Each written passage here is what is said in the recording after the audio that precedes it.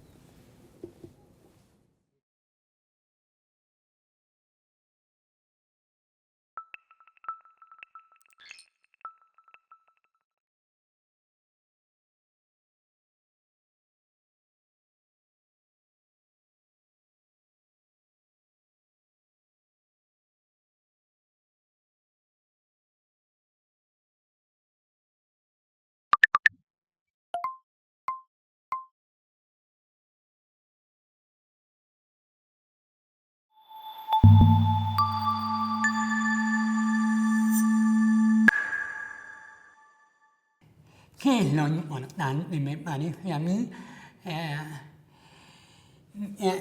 Contestando a tu pregunta, es el acto de colación de grado en una facultad.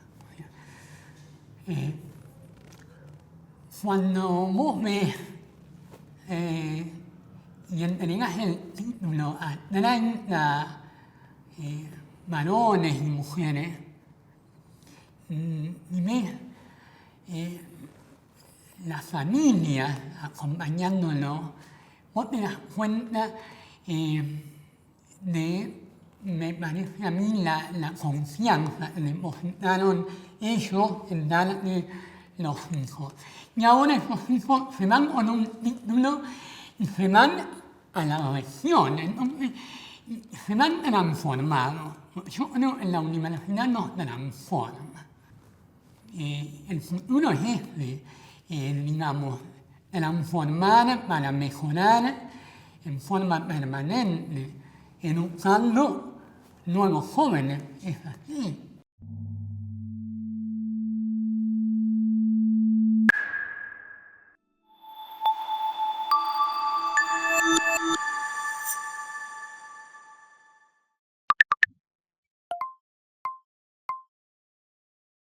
Dice Mantegazza, el cambio de clima cura muchos males, así como la emigración cura y purga muchas naciones. Pobre de aquel país que no tenga una tierra lejana y casi suya, a donde puedan trasplantarse los apasionados y los impacientes, en la que puedan vagar los cometas de la sociedad civilizada y curarse los enfermos de la sangre y del cerebro.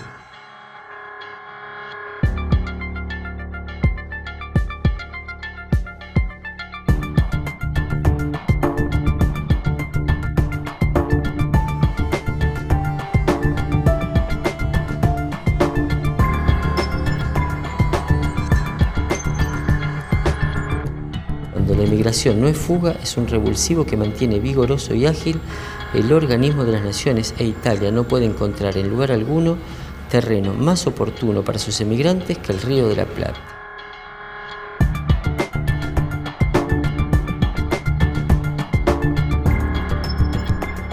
En América la moral política es más amplia, fácilmente concede que se cambie de camino, arrepentirse y apostatar.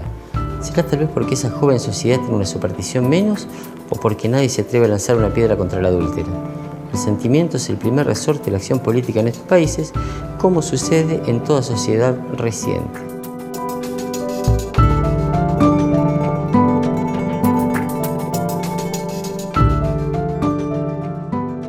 Mantegazza, Humboldt, Beaumont, Dugratí, Darwin, d'Orbigny, Parrish, son solo algunos de los científicos, naturalistas, militares, que visitaron estas tierras y relataron sus experiencias de viajes. ¿Pero a qué venían? ¿Y por qué Sudamérica? Es que Sudamérica en ese momento era un gran laboratorio y todo estaba por hacerse.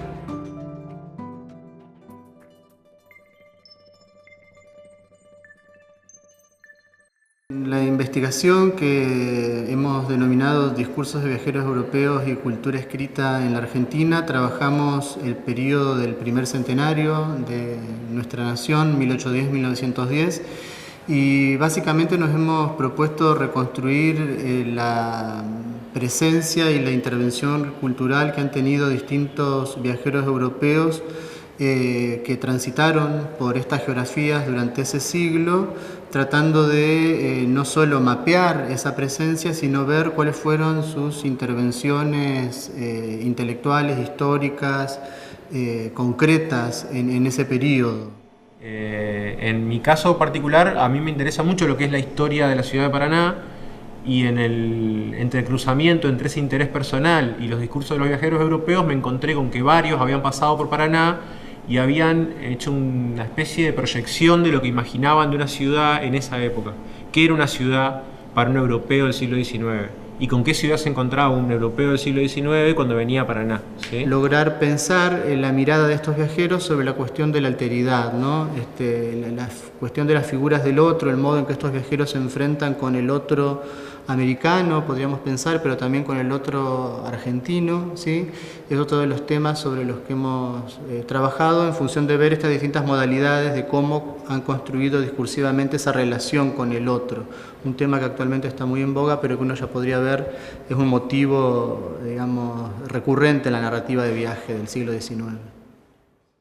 En el caso de nuestro país, la Revolución de Mayo de 1810 marca nuestra independencia en relación a España e inaugura una serie de acontecimientos políticos en un país que se estaba construyendo. Es justamente este escenario, en construcción y convulsión, lo que atrajo la mirada de estos observadores y científicos europeos.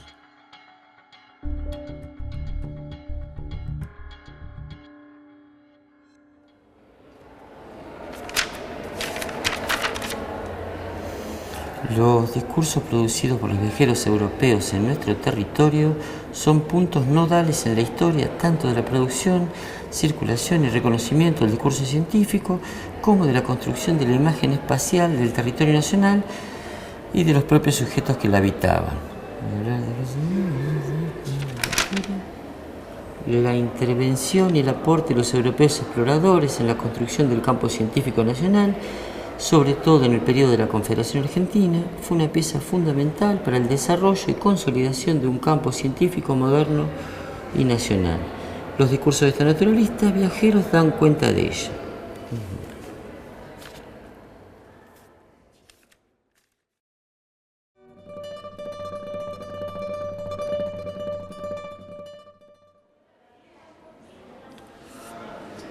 John Beaumont, inglés, hombre de negocios, viaja por toda Argentina, incluso la costa del Uruguay. En aquella época, Argentina no era reconocida por su perfil agrícola, sino por su minería. Su interés estaba puesto en el riesgo país y la actividad económica después de la Revolución de Mayo. Vuelve a Inglaterra cuando el panorama económico se complica y su libro, termina siendo una propaganda anti-Provincias del Plata. Siempre desde una perspectiva económica, claro está, como buen inglés. La descripción del país y de sus habitantes, por desdicha, es escabrosa y desagradable, pero a los europeos ha de interesarles esencialmente porque las invitaciones y promesas del gobierno a los capitalistas de aquí y a los emigrantes han sido en extremo halagüeñas. Sin embargo, quienes confían en ellas y obren según ellas, quedan expuestos a sufrir una cruel desilusión. Baumont viene con el espíritu de realizar un sondeo de las condiciones de estabilidad política y las garantías económicas para las inversiones británicas en el ámbito local. En términos actuales, viene a realizar una medición del riesgo país para las recientemente independizadas Provincias Unidas del Río de la Plata. Su mirada con el otro es una mirada absolutamente sesgada por los intereses económicos. Entonces va a haber toda una descripción de la clase política local, básicamente, en función de una mirada profundamente etnocéntrica, más particularmente eurocéntrica, ¿no?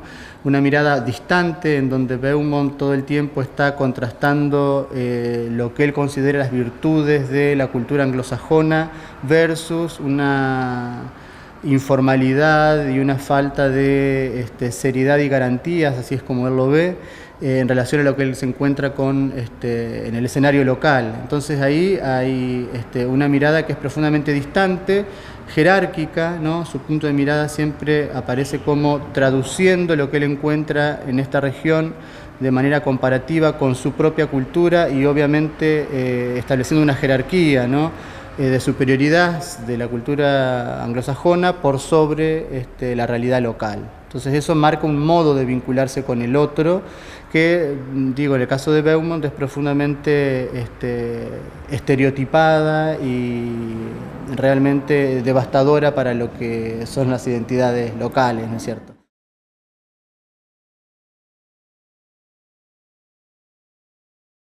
Dice Beaumont, pero hay en ellos una negligencia, una falta de puntualidad y una lentitud que no se avienen con el carácter y las costumbres de un hombre de negocio inglés. Están siempre con la fastidiosa palabra mañana cuando hay necesidad de resolver alguna cosa. Esta palabra es propiamente el anverso de la saludable máxima inglesa: no dejes para mañana lo que puedas hacer hoy.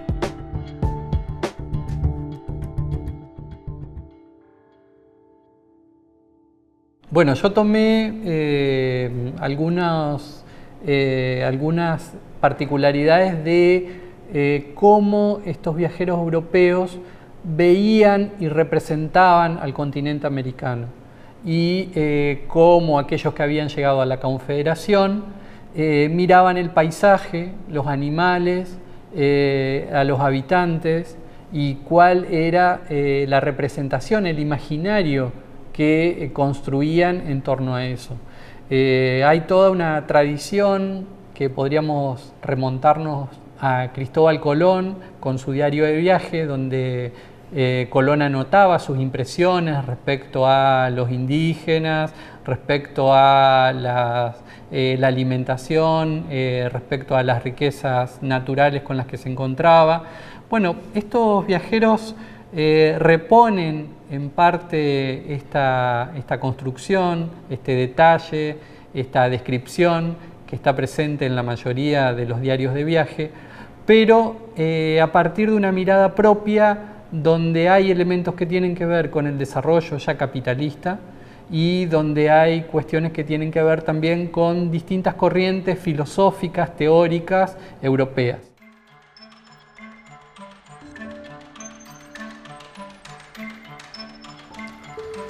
Pero ¿cómo era la mirada de estos viajeros? Eurocéntrica y comparativista, tanto sobre el otro como sobre lo otro. Para ellos, el punto de referencia, el modelo, el paradigma era siempre Europa. Ubica al indio en la escala evolutiva por sobre la raza negra y considera a ambos parientes lejanos del hombre blanco. El indio está más arriba que el negro en la escala humana, es más inteligente y sus sentimientos son más ricos. El negro es un mono humanizado, el indio es un blanco que medita sobre el dolor del pasado o sobre una venganza del porvenir. El negro nos divierte sin comprendernos, el indio nos da miedo o compasión. Frente de uno u otro, sentimos como si fuéramos parientes lejanos, tal vez primos, jamás hermanos.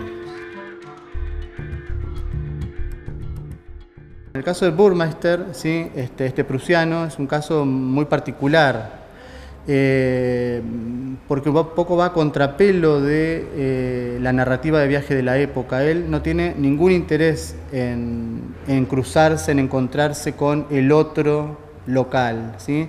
Él, justamente por ser científico, tenía una aspiración a llevar adelante toda una tarea, una empresa científica, en donde el otro en realidad le resultaba un obstáculo. Entonces, él lo que genera es todo el tiempo una distancia con el otro, ¿sí? En tanto a lo que le interesa es poder realizar sus exploraciones, ¿no? Este relevamiento de la naturaleza, ¿sí? Y entonces el otro, justamente, con el otro, él tiene un encuentro a pesar suyo, ¿no? Con esa particularidad uno lo que ve es una mirada, si bien eurocéntrica, porque digo, el cristal desde donde estos viajeros tenían que ver con su cultura, obviamente, eso es una cuestión reiterada. Lo que sí uno ve es como un intento, ¿no? En estos encuentros forzados, ¿no? De acercamiento al otro, ¿sí? En primer lugar, con la élite política local, por justamente los contactos que él tiene a partir de necesarias vinculaciones para poder realizar sus exploraciones acá. Él de hecho pasa 9 meses instalado en Paraná, construye un rancho, ¿sí? Acá en las afueras de Paraná. Y bueno, en este encuentro forzado uno lo que ve es que hay como una mirada, digo, si bien ¿no? Desde este cristal europeo, de acercamiento, ¿no? Él inclusive describe y marca un poco una serie de prejuicios en relación a ciertos relatos que él tenía acerca del gaucho, de la peligrosidad del gaucho. Él ahí genera un otro relato sobre eso, mucho más cercano, y tratando como de desmitificar un poco esa mirada que él tenía de relatos de otros viajeros que le habían antecedido, por cierto. Por entonces, Paraná era capital de la Confederación Argentina. Primer y único momento en la historia de nuestro país en que su capital se corre de Buenos Aires. Burmeister se instala entonces en Paraná a favor del apoyo con el que contaba por parte de Urquiza. Burmeister está atravesado por esta mirada centrista, ¿sí? Una perspectiva cartesiana de organización del espacio, de clasificación, que después él la va a poner en juego también en la organización del Museo de Ciencias Naturales, donde va a tener un papel muy importante, va a ser el director de ese museo hasta el fin de sus días. Ahí él va a poner en el museo las colecciones que fue recopilando a lo largo de su trabajo en nuestro territorio, y va a organizar entonces ese museo de acuerdo a los cánones de los museos europeos.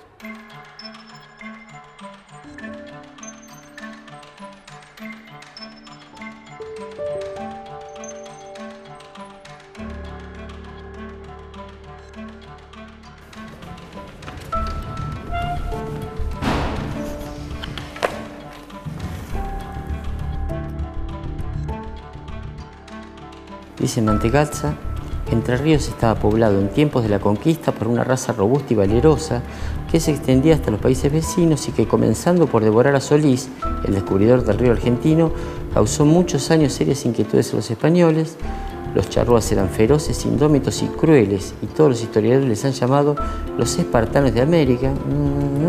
Indomables al yugo de la civilización, fueron destruidos poco a poco y desaparecieron de la faz de la tierra, pero dejando siempre su gota de sangre en la generación actual.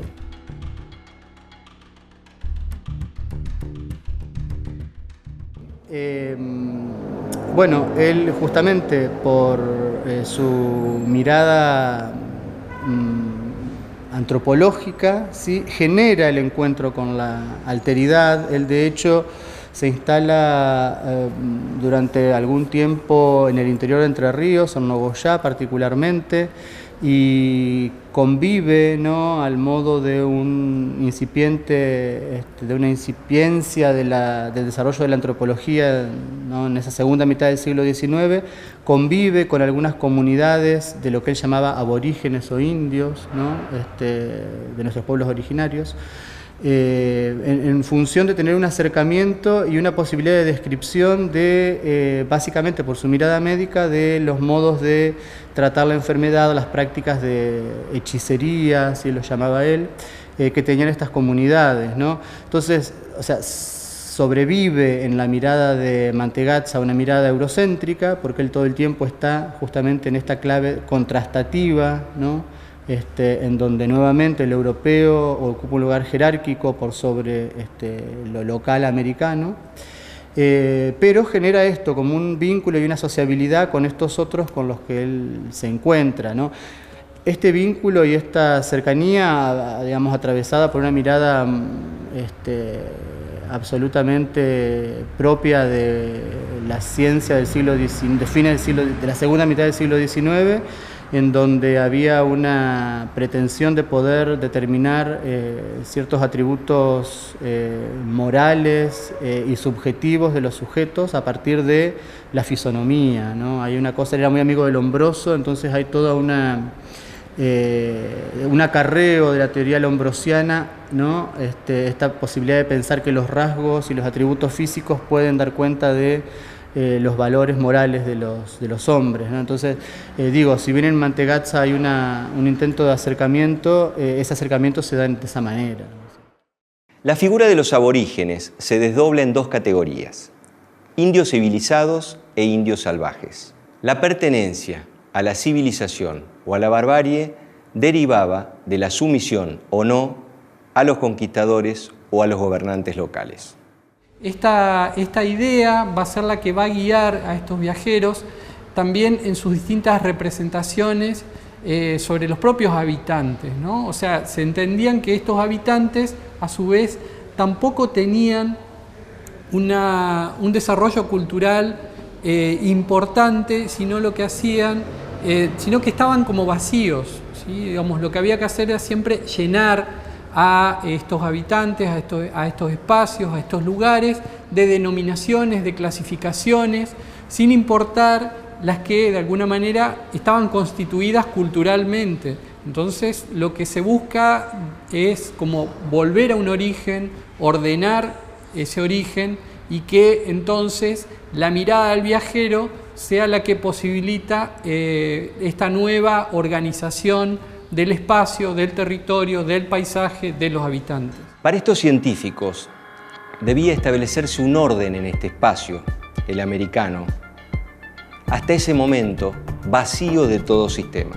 Europa quería concentrar la producción del conocimiento científico, y esto habilita el pensar en estos viajeros como parte de esa estrategia de apropiación del capital simbólico que significa el saber. Un capital simbólico que era justamente el conocimiento, ya que todo este relevamiento geográfico, humano, zoológico, botánico, se traducía en rédito para las sociedades de ciencias europeas. Simultáneamente, la aplicación en el espacio local de los conceptos racionalistas y positivistas de clara raigambre europea se constituían virtualmente en una colonización del saber.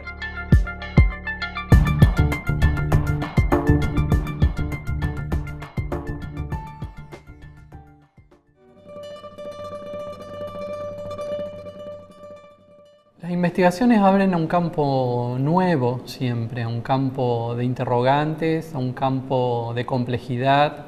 Creo que particularmente en las ciencias sociales hay que desandar la naturalización de las cosas. Hay un trabajo que hacer que siempre está orientado hacia abrir una pregunta sobre lo que nosotros vemos como lo cotidiano, como lo dado. Entonces, justamente la investigación y el trabajo que realizamos como investigadores nos permite a nosotros apuntar en ese sentido. Bueno, estas investigaciones sirven en un primer lugar para revisar la historia cultural, revisar los imaginarios sociales construidos y muchas veces naturalizados, ¿sí? Esta palabra que por ahí suena un poco rara, que es la desnaturalización de ciertas convenciones sociales o de ciertos sentidos construidos, se relaciona justamente con esto, con poder releer la historia, poder releer los discursos y poder hallar más allá del discurso visto de primera mano, qué tipo de imaginarios construyeron y qué influencias tuvieron en qué se entiende hoy por la educación, por la ciencia, por la nación, ¿sí? Tiene que ver con eso.